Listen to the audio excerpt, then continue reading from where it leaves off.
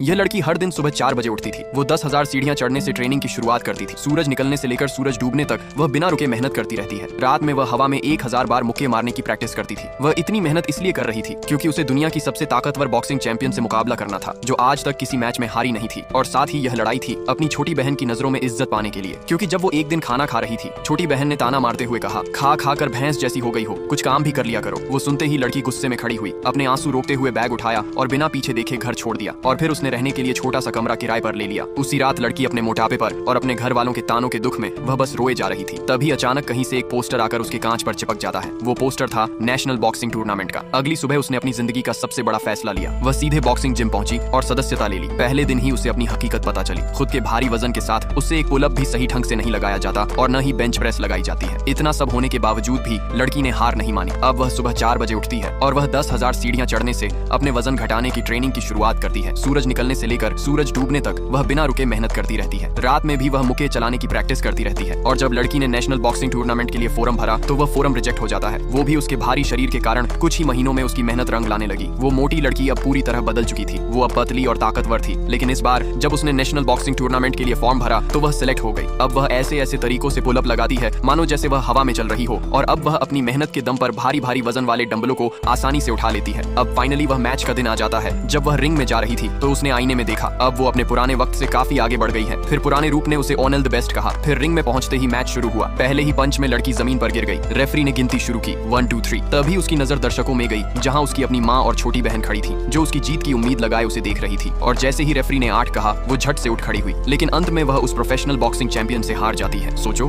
अगर आप भी इतनी मेहनत करके सफल बन जाओ तो आपके लिए सबसे ज्यादा खुश कौन हो।